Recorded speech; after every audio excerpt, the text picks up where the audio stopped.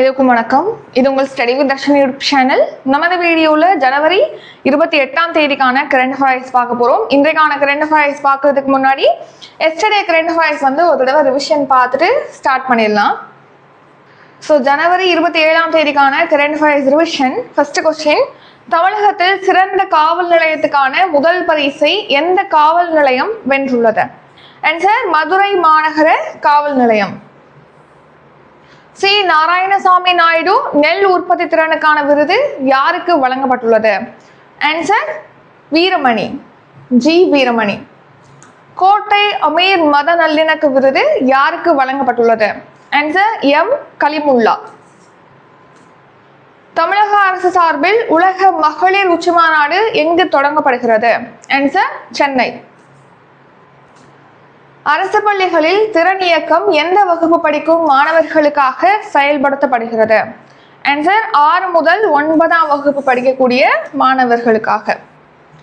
மாதிரி பள்ளிகள் திட்டம் எந்த ஆண்டு தொடங்கப்பட்டது? ஆன்சர் 2021 to 22 தான் மாதிரி பள்ளிகள் திட்டம் லான்ச் பண்ணாங்க. மாபெரும் தமிழ் கனவு திட்டம் கீழ்கண்ட எதனுடன் தொடர்புடையது? தமிழ் சிறப்புகளை இளைய தலைமுறையினருக்கு கடத்துவது. Red lines redrawn, operation Sindoor and India's new normal என்ற புத்தகத்தை வெளியிட்டுள்ளவர் யார்? ஆன்சர் உபேந்திர திவிவேதி. சர்வதேச இனப்படுகொலை நினைவு தினம் எந்த நாளில் அனுசரிக்கப்படுகிறது?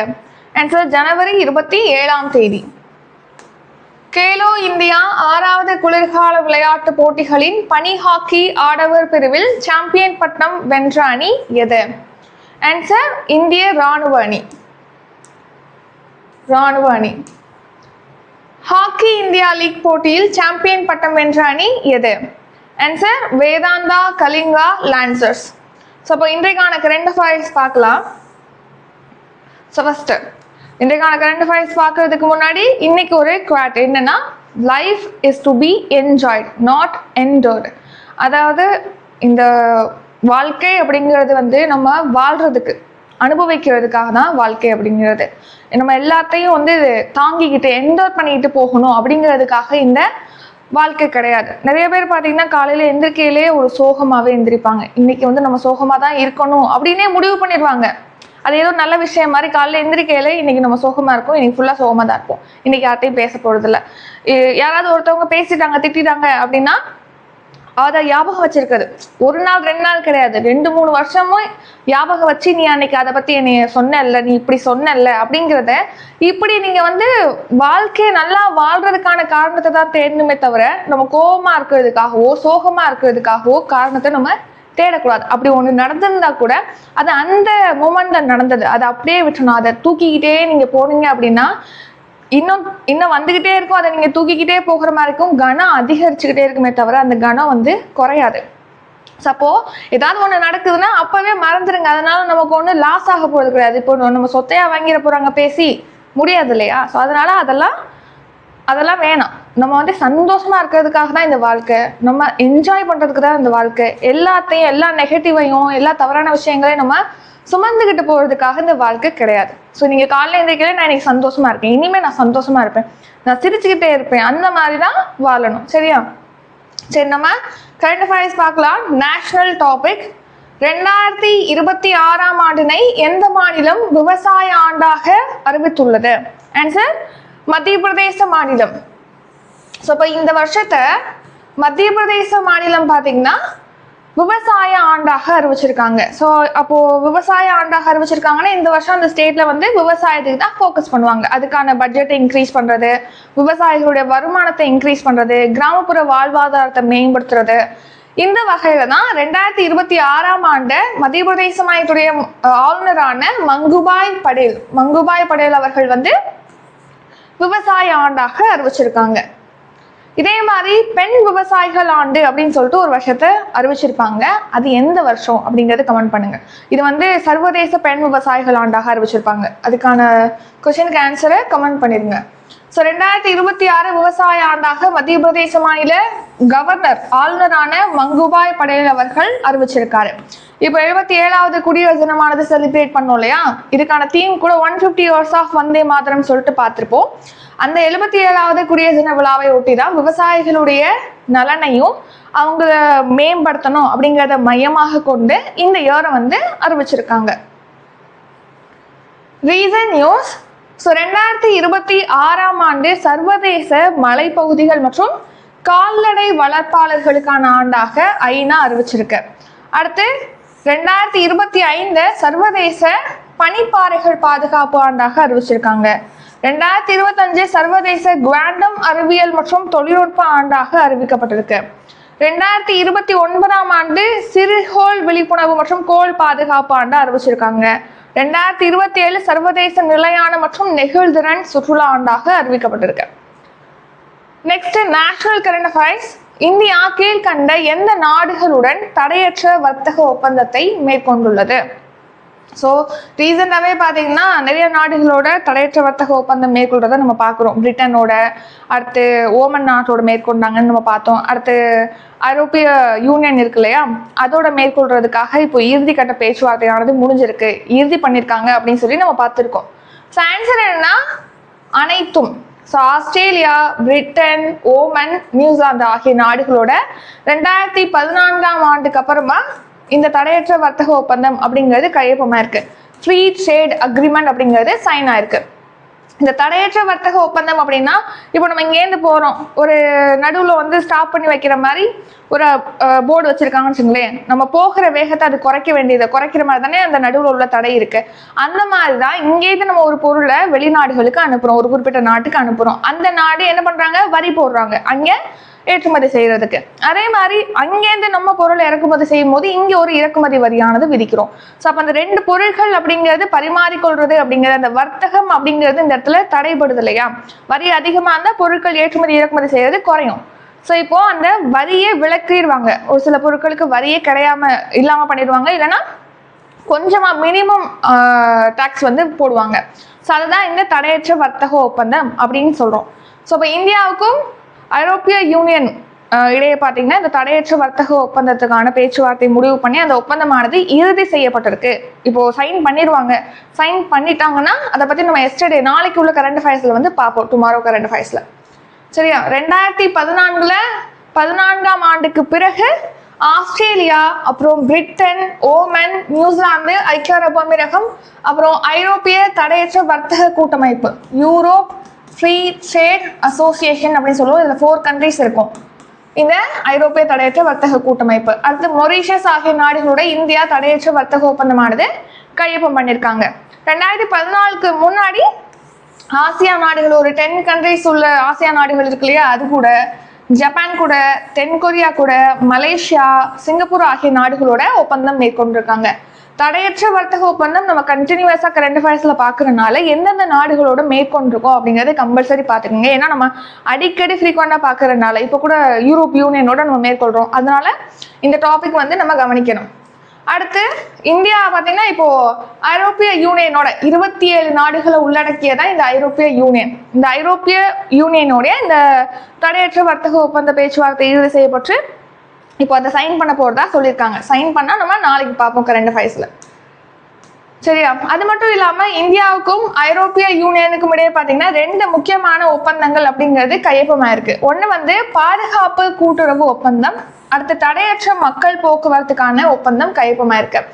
இப்போ இந்த தடையற்ற வர்த்தக ஒப்பந்தம் வந்து இந்தியாவுக்கும் இந்த யூரோப் யூனியனுக்கும் இடையே சைன் ஆனிச்சு அப்படின்னா இந்தியாவுடைய 22வது தடையற்ற வர்த்தக கூட்டாளியாக யூரோப் யூனியன் உருவெடுக்கும். அப்போ இது வரைக்கும் 21 நாடுகளோட நம்ம ஃப்ரீ ட்ரேட் அக்ரிமெண்ட் சைன் பண்ணியிருக்கோம். 22வது கூட்டாளியாக ஐரோப்பிய யூனியன் வந்து இது சைன் ஆனா உருவெடுக்கும். நெக்ஸ்ட் இந்த இப்போ சைன் பண்ண போறாங்களே, இறுதி பண்ணியிருக்காங்களே இந்த ஃப்ரீ ட்ரேட் அக்ரிமெண்ட், இதன் மூலமா ஒட்டுமொத்த உள்நாட்டு உற்பத்தியில 25% இந்த வர்த்தகமானது இருக்கும், இந்த வர்த்தக ஒப்பந்தம் அப்படின்னு சொல்லிட்டு தெரிவிச்சிருக்காங்க. உலகளாவிய வர்த்தகத்துல 3ல் 1 பங்கு இந்த தடையற்ற வர்த்தக ஒப்பந்தமா இருக்கும் அப்படின்னு சொல்லிட்டு தெரிவிச்சிருக்காங்க.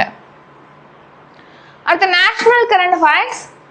இந்தியா ஐரோப்பிய யூனியன் வர்த்தக ஒப்பந்தத்தின் கீழ் இந்தியாவிலிருந்து ஏற்றுமதி செய்யப்படும் எத்தனை சதவீத பொருட்களுக்கு வரி கிடையாது? இப்போ இந்த இந்தியாவுக்கும் யூரோப் யூனியனுக்கும் இடையே இந்த ஃப்ரீ ட்ரேட் அக்ரிமெண்ட் சைன் ஆச்சு அப்படின்னா நம்ம நாட்டு பொருட்கள் யூரோப் யூனியன்ல உள்ள 27 நாடுகளுக்கு நம்ம ஏற்றுமதி செய்வோம் இல்லையா, 93% பொருட்களுக்கு வரி கிடையாது அப்படின்னு சொல்லிட்டு இந்த ஒப்பந்தம் வந்துச்சு அப்படின்னா இந்த ஒரு பெனிஃபிட் அப்படிங்கிறது நமக்கு கிடைக்கும். அதே மாதிரி அந்த யூரோப் யூனியன்ல இருந்து நம்ம நாட்டுக்கு வரக்கூடிய பொருட்களுக்கும் 90% பொருட்களுக்கு 10 ஆண்டுகளுக்கு வரி கிடையாது அப்படிங்கிற மாதிரி ஒரு அம்சமும் அந்த ஒப்பந்தத்துல இருக்கு. ஸோ இவங்க தான் யூரோப் ஆணையத்துடைய தலைவர் உர்சுலா வான் டெர் லேயன். அவங்க கூட நம்ம குடியரசு தின விழாவில் சிறப்பு விருந்தினராக பங்கேற்கிறதுக்காக இந்தியா வந்திருக்காங்கன்னு சொல்லி பார்த்தோம் இல்லையா. இந்த பயணத்துல தான் இந்த ஒப்பந்தம் அப்படிங்கிறது இறுதி பண்ணியிருக்காங்க. ஸோ இந்தியாவிலேருந்து இந்த யூரோப் யூனியனை சேர்ந்த 27 நாடுகளுக்கு ஏற்றுமதி செய்யப்படக்கூடிய பொருட்கள் 93% பொருட்களுக்கு வரி கிடையாது. யூரோப் யூனியன் நாடுகள்லேருந்து நம்ம நாட்டுக்கு இறக்குமதி செய்யப்படக்கூடிய 90% பொருட்களுக்கு 10 இயர்ஸ்க்கு வந்து இந்தியா வரி விதிக்காது அப்படின்னு அம்சமானது இந்த ஃப்ரீ ட்ரேட் அக்ரிமெண்ட்ல இடம்பெற்றிருக்கு.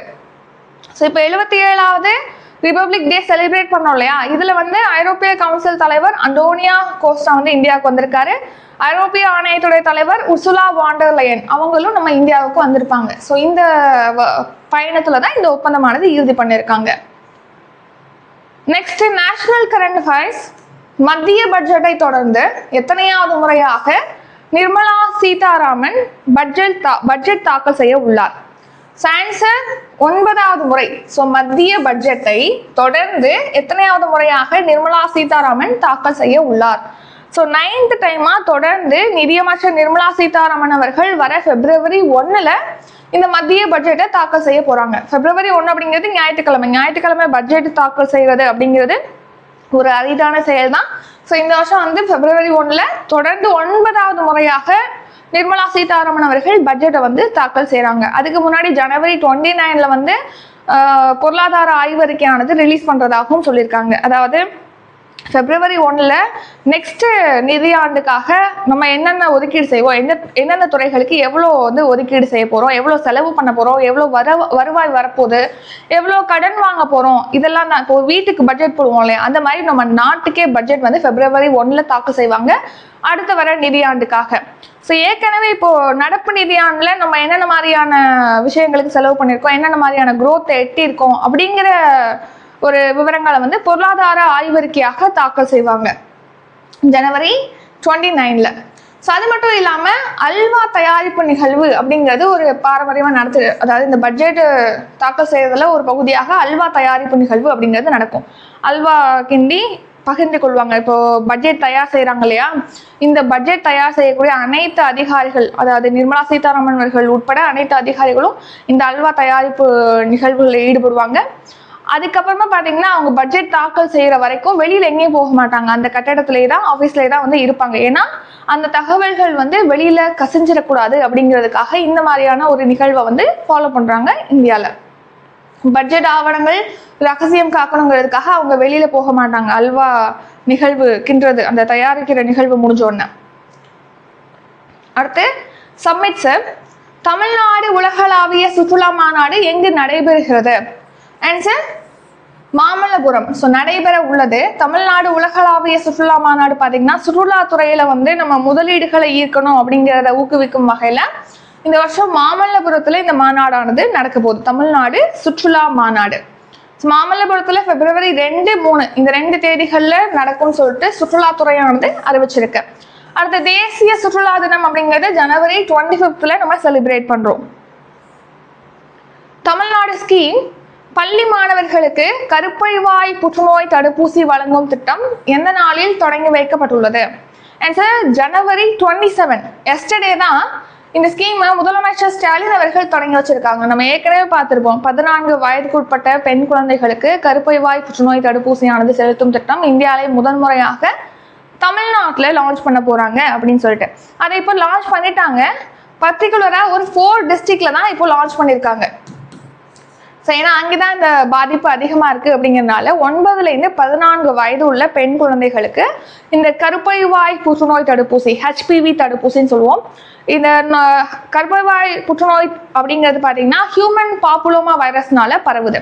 ஸோ அதை தடுக்கணுங்கிறதுக்காக தான் இந்த தடுப்பூசி அப்படிங்கிறது 14 வயது பெண் குழந்தைகளுக்கு செலுத்துறாங்க, 9லேருந்து 14 வயது. ஸோ இப்போ முதல் கட்டமாக 4 மாவட்டங்களில் உள்ள 209 குழந்தைகளுக்கு தடுப்பூசி செலுத்துறதுக்காக 38 கோடி ஒதுக்கீடு செஞ்சிருக்காங்க. 4 டிஸ்ட்ரிக்ட்னு பார்க்கணும் இல்லையா, என்னென்ன டிஸ்ட்ரிக்ட் அப்படிங்கிறத கவனிச்சுக்கணும். தர்மபுரி, பெரம்பலூர், திருவண்ணாமலை, அரியலூர். ஏன் இந்த 4 டிஸ்ட்ரிக்டை சூஸ் பண்றாங்க அப்படின்னா அங்கேதான் இந்த கருப்பை வாய் புற்றுநோய் கான பாதிப்பு அப்படிங்கிறது அதிகமா இருக்கு. பாத்தீங்கன்னா இந்த தர்மபுரியில பொறுத்த வரைக்கும் 1 லட்சம் பேர்ல இந்த கருப்பை வாய் புற்றுநோய் அப்படிங்கிறது அந்த நோய் ஏற்படுறதுக்கான பாதிப்பு அப்படிங்கிறது லட்சத்துல 36 பெண்களுக்கு இந்த பாதிப்பு ஏற்படுவதா சொல்லியிருக்காங்க. அரியலூர்ல 1 லட்சம் பெண்கள்ல 29.9 பேருக்கும், சென்னையில 13 இருக்கு அந்த விகிதம். ஒட்டுமொத்த தமிழ்நாட்டுக்கும் பார்க்கும்போது லட்சத்துல 14 பெண்களுக்கு இந்த கருப்பை வாய் புற்றுநோய் ஏற்படுது அப்படின்னு சொல்றாங்க. ஸோ அப்போ அதை தடுக்கணும் இல்லையா, அதுக்காக தான் 9லேருந்து 14 வயதுள்ள குழந்தைகளுக்கு இந்த HPV தடுப்பூசியை இப்போ செலுத்தும் திட்டத்தை தொடங்கி வச்சிருக்காங்க. 27ஆம் தேதி சென்னை நந்தம்பாக்கம் மையத்துல வந்து தொடங்கி வச்சிருக்காங்க. சென்னை நந்தம்பாக்கம் வர்த்தக மையத்துல முதலமைச்சர் ஸ்டாலின் அவர்கள் தொடங்கி வச்சிருக்காங்க. கருப்பை வாய் புற்றுநோய் அப்படிங்கிறது பாத்தீங்கன்னா ஹியூமன் பாப்புலோமா வைரஸ்னால கருப்பை வாயில உயிரணுக்கள்ல புற்று செல்கள் பரவி அந்த திசுக்களை வந்து பாதிக்க ஆரம்பிக்குது. ஸோ இதை நீங்க கரெக்ட் டைம்ல கண்டறிஞ்ச சிகிச்சை வழங்கலை அப்படின்னா நுரையீரல், கல்லீரல், சிறுநீர் பை, மலக்குடல் இந்த மாதிரி மற்ற உறுப்புகளுக்கும் இது பரவ ஆரம்பிச்சிடும் அப்படின்னும் தெரிவிச்சிருக்காங்க. Tamil Nadu current affairs. கீழ்கண்ட எந்த நோயை தொடக்கத்திலேயே கண்டறிய வெல்னஸ் ஆன் வீல்ஸ் என்ற வசதியானது தொடங்கி வைக்கப்பட்டது? ஆன்சர் வந்து புற்றுநோய். ஸோ பர்டிகுலராக புற்றுநோய் மட்டும் அப்படின்னு கிடையாது, மெயின் ஃபோக்கஸ் வந்து புற்றுநோய் ப்ளஸ் தொற்றா நோய்களுக்கும் இந்த வெல்னஸ் ஆன் வீல்ஸ் அப்படிங்கிற வசதி மூலமாக பார்த்தீங்கன்னா பரிசோதனை நடத்துகிறாங்க. ஃபர்ஸ்ட் டெஸ்ட் பண்ணுறாங்க, நோய் வந்து இருக்கா அப்படிங்கிறத டெஸ்ட் பண்ணி பரிசோதனை மூலமாக கண்டறிகிறாங்க.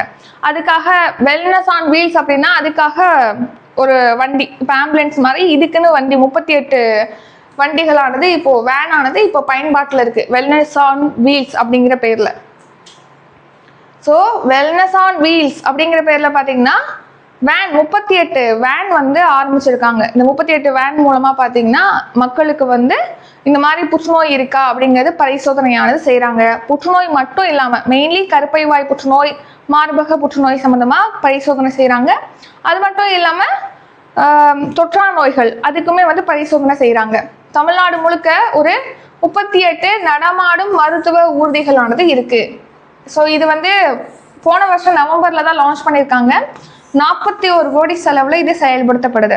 புற்றுநோய்க்கு தரமான சிகிச்சைகளை வழங்கணும் அப்படிங்கிறதுக்காக காஞ்சிபுரத்துல அறிஞர் அண்ணா நினைவு புற்றுநோய் மருத்துவமனையானது 120 கோடியில தரம் உயர்த்தப்பட்டிருக்கு. Next Tamil Nadu current affairs. இந்தியாவிலேயே பெண்கள் அதிகம் பணிக்கு செல்லும் மாநிலம் எது? தமிழ்நாடு. ஸோ இந்தியாவிலே பார்த்தீங்கன்னா பெண்கள் அதிகமாக பணிக்கு செல்லக்கூடிய மாநிலம் அப்படின்னு பார்த்தோம்னா நம்ம தமிழ்நாட்டில் உள்ள பெண்கள் தான் அதிகமாக பணிக்கு போறாங்க. ஸோ அப்போ அந்த தமிழ்நாட்டிலேருந்து பணிக்கு போறாங்க இல்லையா, அதை நம்ம இன்னும் என்கரேஜ் பண்ணணும். இப்போ பணிக்கு போற பெண்கள் வீட்டிலேயே வந்து அவங்க குழந்தைகளை பார்த்துக்கிறது, அங்கே முதியோர்களை பார்த்துக்க வேண்டியதாக இருக்கு. ஒர்க் பிளேஸ்ல வந்து ஒரு சேஃப்டி அப்படிங்கிறத நம்ம வந்து உறுதிப்படுத்த வேண்டிய அவசியம் இருக்கு. ஸோ இதெல்லாமே வந்து பண்ணணும் அப்படிங்கிறதுக்காக 5000 கோடி ரூபாயில பார்த்தீங்கன்னா இப்போ ஒரு புதிய திட்டம், தமிழ்நாடு மகளிர் வேலைவாய்ப்பு மற்றும் பாதுகாப்பு திட்டம் அப்படிங்கிறது அதே ஜனவரி 27ல சென்னையில் ஒரு உலக மகளிர் மாநாடு நடந்துச்சு இல்லையா, அந்த மாநாட்டில் முதலமைச்சர் ஸ்டாலின் அவர்கள் தொடங்கி வச்சிருக்காங்க. 5000 கோடியில வித் உலக வங்கியுடைய சப்போர்ட்டோட தான் இந்த திட்டத்தை வந்து லான்ச் பண்றாங்க. 5 இயர்ஸ்க்கு இது செயல்படுத்த போறாங்க. ஸோ உங்களுக்கு இந்த ஸ்கீம் நேம் வந்து தமிழ்நாடு பெண்கள் வேலைவாய்ப்பு மற்றும் பாதுகாப்பு திட்டம் அப்படின்னும் கேட்கலாம், அல்லது தமிழ்நாடு வி சேஃப் திட்டம் அப்படின்னும் கேட்கலாம். ஸோ இந்த தமிழ்நாடு வி சேஃப் அல்லது தமிழ்நாடு மகளிர் வேலைவாய்ப்பு மற்றும் பாதுகாப்பு திட்டம் 2 ஸ்கீமே ஒன்று தான். இப்போ ஜனவரி 27ல லான்ச் பண்ணியிருக்காங்க. இது 5000 கோடி. மொத்தமாக இதுக்கு எவ்வளோ ஒதுக்கீடுனா 5000 crore. அதுல உலக வங்கி எவ்வளவு நமக்கு கொடுக்குறாங்க அப்படின்னா 1185 கோடி அவங்க வழங்குறாங்க. ஸோ உலக வங்கி உதவியோட தான் இந்த திட்டம் லான்ச் பண்றாங்க. இப்போ பெண்கள் வந்து வெளியூர்களுக்கு போய் அவங்க வேலை பார்க்க வேண்டியது இருக்குன்னா அதுக்கான ஹாஸ்டல் வசதி, ஒர்க் பிளேஸ்ல வந்து சேஃப்டியை வந்து என்ஷூர் பண்றது, இந்த மாதிரியான விஷயங்களுக்காக தான் அவங்க தொடர்ந்து ஒர்க் பண்றதுக்கு என்னென்னலாம் பண்ண உதவிகள் வழங்கணுமோ அதெல்லாம் இந்த ஸ்கீம்ல வழங்கப்படும். இது 5 இயர்ஸ்க்கு 2024 to 29 ஆண்டுகளுக்கு செயல்படுத்தப்படும் சொல்லியிருக்காங்க. Budget 5000 crore. State and scheme. இந்திய எரிசக்தி வாரம் 2026 எங்கு நடைபெற்றது? Answer new Delhi. ஸோ இந்திய எரிசக்தி வாரம் நிகழ்ச்சி நியூ டெல்லியில் நடந்திருக்கு. இதில் பிரைம் மினிஸ்டர் மோடி அவர்கள் வந்து பங்கேற்று காணொலி வாயிலாக பங்கேற்று உரையாற்றிருப்பாங்க. அதில் நிறைய விஷயம் வந்து மென்ஷன் பண்ணியிருப்பாங்க. அதாவது இந்தியாவுக்கு எரிசக்தி துறையில் இந்தியாவுடைய எரிசக்தி துறையில் $50 பில்லியன் $500 பில்லியன் முதலீடுகளை ஈர்க்கிறதுக்கு வாய்ப்பு இருக்கு அப்படின்னு சொல்லியிருக்காங்க. அது மட்டும் இல்லாமல் நம்ம பெட்ரோலியம் இப்போ கச்சா எண்ணெய் அப்படிங்கிறது நம்ம வெளிநாடுகள்ல இருந்து இறக்குமதி செய்யறோம். 3வது மிகப்பெரிய நுகர்வோராக இந்தியா இருக்கு. அப்படி நம்ம இறக்குமதி செஞ்சாலும் அதை சுத்திகரித்து பெட்ரோலிய பொருட்களாக மாற்றி அதை வெளிநாடுகளுக்கு நம்ம எக்ஸ்போர்ட்டும் பண்ணுறோம். அப்படி எக்ஸ்போர்ட் பண்ணுறதுல முதல் 5 நாடுகள், உலகின் முதல் 5 நாடுகளில் இந்தியாவும் ஒரு நாடாக இருக்கு. 2030 நாட்டுடைய எண்ணெய் எரிவாயுத்துறை முதலீடுகளை $100 பில்லியன் அதிகரிக்கிறதுக்கு முயற்சிகளும் மேற்கொள்ளப்பட்டு வருது. நெக்ஸ்ட் நம்ம எரிசக்தி தேவையில் பார்த்தீங்கன்னா 15% வந்து எல்என்ஜினா லிக்விஃபைடு நேச்சுரல் கேஸ், அதாவது திரவமயமாக்கப்பட்ட இயற்கை எரிவாயு. நம்மளுடைய எரிசக்தி தேவையில 50% எல்என்ஜி மூலமாக சாட்டிஸ்ஃபை பண்றதுக்கும் நம்ம டார்கெட் வச்சிருக்கோம். நெக்ஸ்ட் இப்போ எரிசக்தி ஆய்வுத்துறையில பார்த்தீங்கன்னா கொஞ்சம் தாராளமயமாக்கப்பட்டிருக்கு அப்படின்னு தெரிவிச்சிருக்காங்க. நெக்ஸ்ட் சமுத்திர மந்தன் திட்டம். இது என்ன அப்படின்னா ஆழ்கடல்ல எரிசக்தி ஆய்வுகள், எங்க எரிசக்தி வந்து இருக்கா அப்படிங்கிற மாதிரி ஆய்வுகள், அதாவது டீப் சி எக்ஸ்ப்ளோரேஷன் மிஷன் தான் இந்த சமுத்திர மந்தன் அப்படிங்கிற திட்டம். இந்த ஸ்கீம் மூலமாக ஆழ்கடல்ல எரிவாயுகள் இருக்கா அப்படிங்கிறத கண்டறிவதற்கான முயற்சிகளானது மேற்கொள்ளப்படுது. அடுத்து இந்திய கப்பல் கட்டும் துறையை மேம்படுத்துவதற்காக 70,000 கோடி மதிப்பிலான திட்டமானது தொடங்கப்பட்டிருக்கு. Sports current affairs. Track Asia கோப்பை சைக்கிளிங் பந்தயமானது எங்கு தொடங்கப்பட உள்ளது? இந்தியாவில் சென்னையில தான் இந்த ட்ராக் ஆசியா கோப்பை சைக்கிளிங் பந்தயமானது தொடங்கப்பட இருக்கு.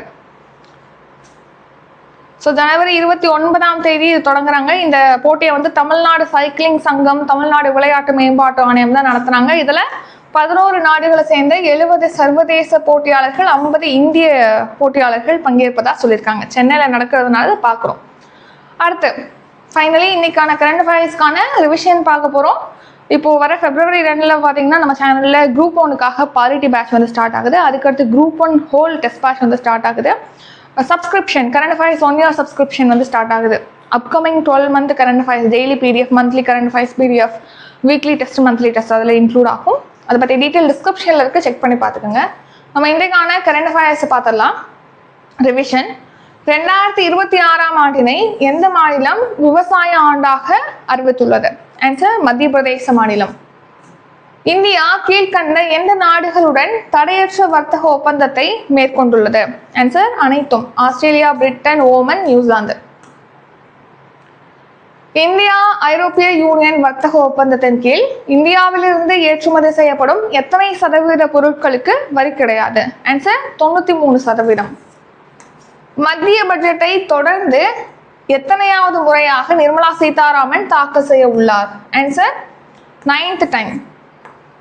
தமிழ்நாடு உலகளாவிய சுற்றுலா மாநாடு எங்கு நடைபெற உள்ளது? ஆன்சர் மாமல்லபுரம். பள்ளி மாணவர்களுக்கு கருப்பைவாய் புற்றுநோய் தடுப்பூசி வழங்கும் திட்டம் எந்த நாளில் தொடங்கி வைக்கப்பட்டுள்ளது? ஆன்சர் ஜனவரி 27. கீழ்கண்ட எந்த நோயை தொடக்கத்திலேயே கண்டறிய வெல்னஸ் ஆன் வீல்ஸ் என்ற வசதியானது தொடங்கி வைக்கப்பட்டது? ஆன்சர் புற்றுநோய். இந்தியாவிலேயே பெண்கள் அதிகம் பணிக்கு செல்லும் மாநிலம் எது? ஆன்சர் தமிழ்நாடு. இந்திய எரிசக்தி வாரம் 2026 எங்கு நடைபெற்றது? Answer new Delhi. ட்ராக் ஆசிய கோப்பை சைக்கிளிங் பந்தயமானது எங்கு தொடங்கப்பட உள்ளது? ஆன்சர் இந்தியாவில் சென்னையில் தொடங்குறாங்க. ஸோ இத்துடன் இன்றைக்கான கரண்ட் அஃபேர்ஸ் வீடியோ நிறைவடைகிறது. இந்த வீடியோ உங்களுக்கு பிடிச்சிருந்தா லைக் பண்ணுங்க, ஷேர் பண்ணுங்க. நம்ம சேனலை நீங்கள் இன்னும் சப்ஸ்கிரைப் பண்ணலன்னா மறக்காம சப்ஸ்கிரைப் பண்ணிக்கோங்க. நன்றி, வணக்கம்.